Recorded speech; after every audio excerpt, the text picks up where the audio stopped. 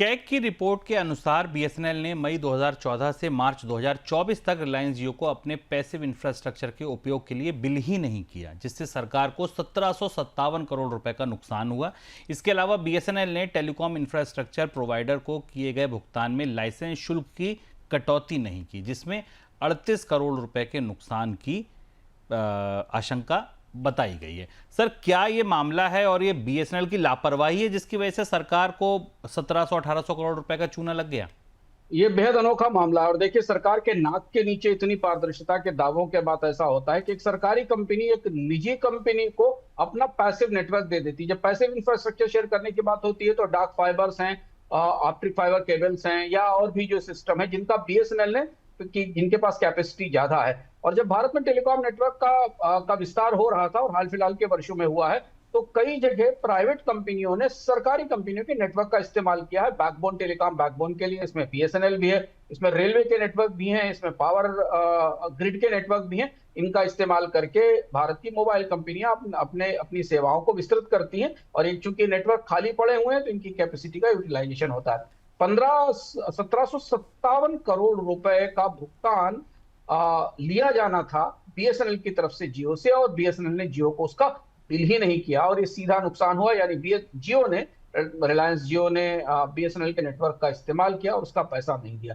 CAG ने भी audit किया जब सीएजी ने, तो ये पाया कि ये भुगतान बकाया है और जियो से नहीं लिया गया है।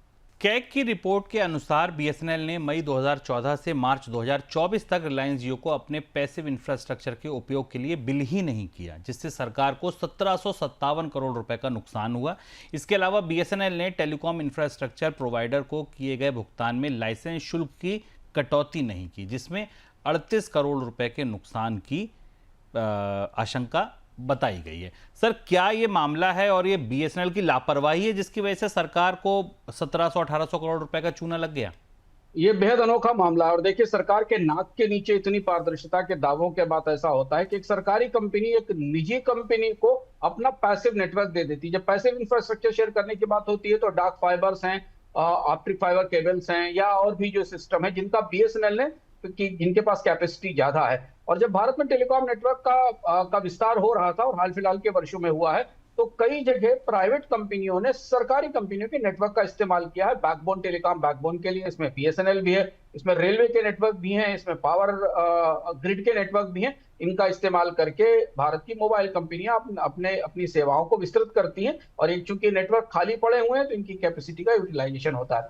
1757 करोड़ रुपए का भुगतान लिया जाना था बीएसएनएल की तरफ से जियो से, और बीएसएनएल ने जियो को उसका बिल ही नहीं किया और ये सीधा नुकसान हुआ। यानी रिलायंस जियो ने बीएसएनएल के नेटवर्क का इस्तेमाल किया और उसका पैसा नहीं दिया। कैग ने भी ऑडिट किया जब सीएजी ने, तो ये पाया कि ये भुगतान बकाया है और जियो से नहीं लिया गया है।